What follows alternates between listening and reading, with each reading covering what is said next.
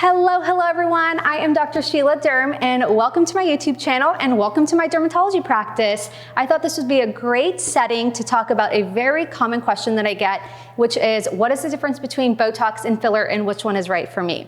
All right, so let's get right into it. Botox is actually a brand name. There's Pore, Jawline, Xeomin, but Botox was the first one that really came on the market and it's the most common, and so that's what I'll refer it to. It's a neuromodulator, and the actual chemical form of Botox is onabotulinum toxin A. And this is a protein byproduct from the bacteria Clostridium botulinum.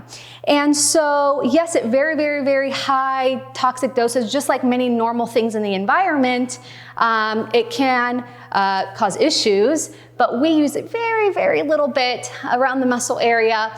And so at these doses, what happens is we relax the muscles. So uses for Botox, which I'm gonna call it, is relaxing the muscles. And relaxing the muscles can have several effects, which is decreasing some of those fine lines. It can prevent lines from forming. It can cause a lifting effect because the most common area that people start to get Botox is the forehead area. So, you know, those 11s, and when people are really kind of mad or make that face. And so we inject in this area several muscles in that area with very low doses. I start baby Botox and then kind of work from there. And we're talking baby Botox is about 20 to 30 units. And then I don't really go more than like 60 units just in general. And so for this, when you're knocking out the activity of these muscles, you're not freezing it, you can still move.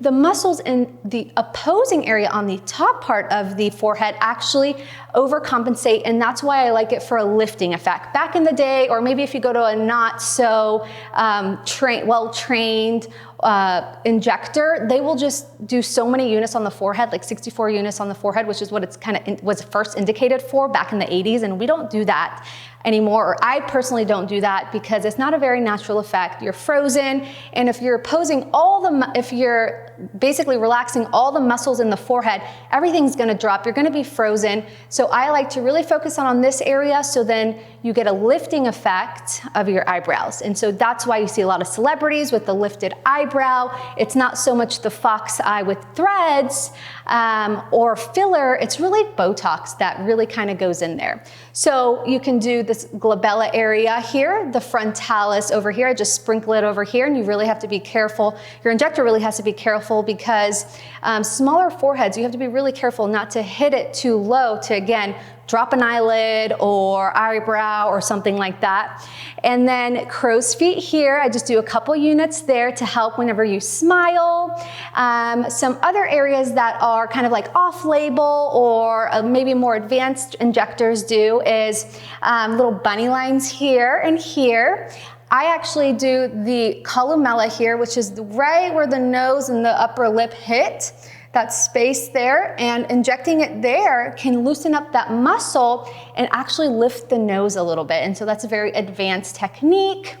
Other areas are cheek actually slimming, so jawline slimming. It was first developed for TMJ, but I've been doing this a lot, and I've actually done it on myself, where you inject this masseter muscle here, and as you inject it, you're making it not so strong, and it actually, the bulky muscle kind of weakens a little bit. Of course, you're not knocking it out because then you wouldn't be able to smile or eat, and I have definitely seen people get overfilled in that, over-injected in that area where they didn't really have enough muscle movement to smile or eat. So you have to be really careful, and you have to go to an injector who really knows what they're doing, board-certified dermatologist, plastic surgeon, or really well-trained injector who has been doing this for a really long time.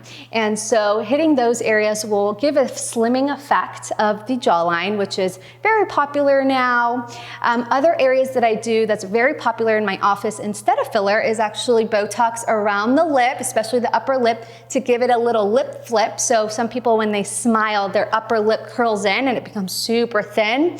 So in addition to filler sometimes, or just by itself with Botox, I do a couple units here to give it a really nice flip out, and I do that with my own lips too.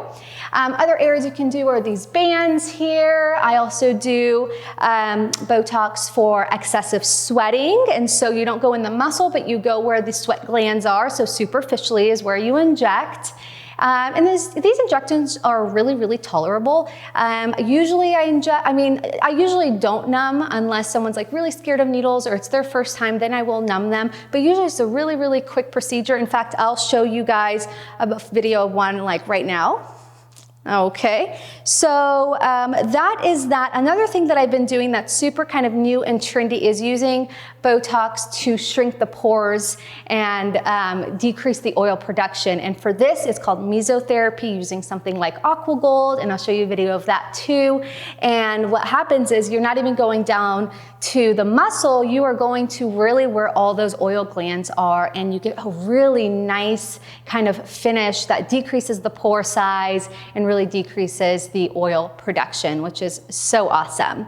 And so that's Botox. Think muscles, okay? You're not really adding volume.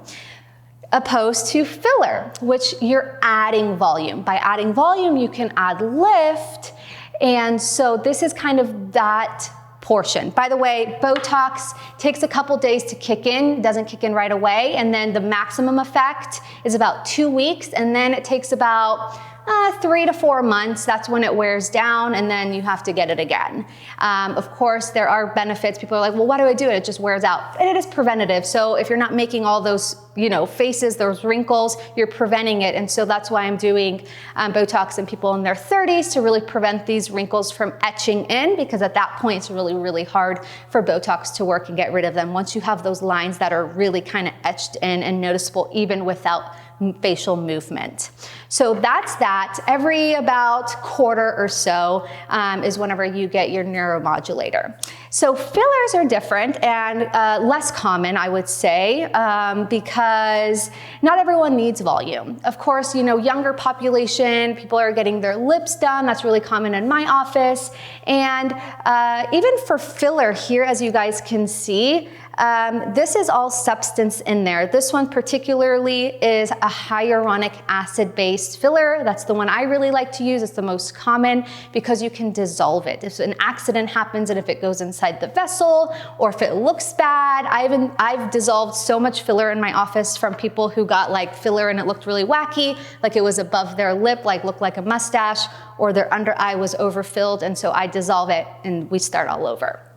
And so I'm fixing a lot of problems in this office. Okay, so this right here, as you can see, one filler isn't much. It's 1/5 of a teaspoon. And so a lot of people really get scared. There are places where, areas where you just need 1 syringe, or for a whole face rejuvenation, usually I do 4 on more mature women or men. And what's nice is hyaluronic acid is the most common form. It's just a sugar molecule that we usually have in our body. And so it is kind of like a natural product, I guess you could say. Common areas for this are, again, the lips. There's so many different types of filler because the formulations are different depending on the area that you inject or the type of look that the patient wants or you think is good for them. So there's more like thinner product, there's thicker product, and so for new beginners, for lips that people really want, like natural lips, they just want a little bit, I'll use a thinner, kind of hydrating product, and that's what I put in my lips. And so there's different techniques for the lips as well. I can put in a video here, and actually comment below if you guys want me to do like a day in my life cosmetics day, where you can really, really see the in and out of a day in my office during cosmetics. And while you're at it, please, please, I'd be so grateful if you guys click that subscribe button and click that notification bell. These videos are for you guys, so definitely let me know what you like, what you don't like, and thank you so much. All right, so as far as filler, like I said, there are more thick ones, there are thinner ones. Usually for thicker ones that are more bony, I like to do the cheeks for that. I like to do jawline redefinition for that. Usually we don't feel this area. This part is very dangerous because you have vessels that go into the eye, and so if you inject into the eye and the product goes into the vessel that goes into the eye. You can get blind. One thing that I do, I'm probably one of the only ones that do it in Tucson, is I do a non-surgical rhinoplasty using filler. And I'll show you guys some footage here. Because I'm a skin cancer surgeon, I know all of the anatomy of the nose. This is probably the most high risk procedure with filler, but if you go to someone really, really good, the risk is still there, but it's very minimized because for me, I know exactly where to inject, where the safe places are. And so this is really, really great for people who have maybe a little like hump on their nose, or the nose is going down a little bit. Of course, it doesn't help a really deviated septum. Sometimes it can, you know, I won't make it perfect, but you can really work with the contours and shadows and highlights, because it's really crazy. You look like you're actually adding more volume to the nose, technically making it bigger, but because you're leveling it out, it actually fades in and looks smaller. And so for a hump, I usually go the top part, the bottom part, the tip of the nose. I actually go down here as well to lift the nose.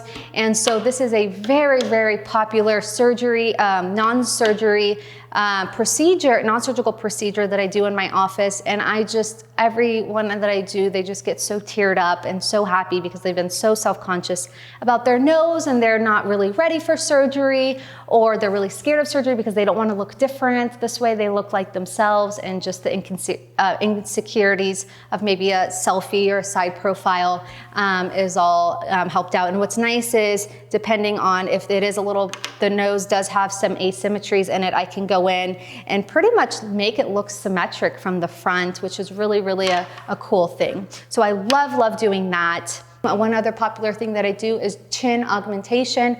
Back in the day, we used to do a lot more surgery. You know, you would put implants there, and although we still do, because filler does need to be, this does, dissolve over time. And so depending on which one you get, it's about a year and a half. Voluma is 2 years, but it depends on your metabolism as well, and the area that's injected. For instance, the lips, you're talking so much, and if someone has really high metabolism, I feel like in the thinner product that you use, it really kind of just gets dissolved really quickly, about maybe a year or so, or some people just like want bigger lips, so then they come in before the year. It's actually some lip filler is still there.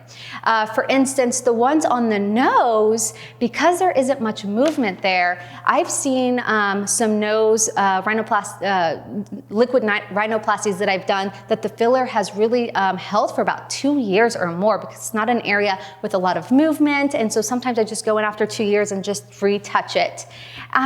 So that's pretty much the difference between them.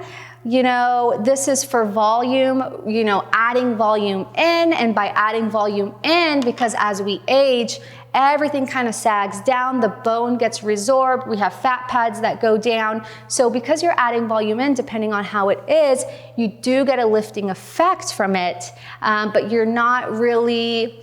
And also another thing that you can do, in addition to, if you have little lines here or there, I will go in and fill some of those as well. So does it get rid of lines?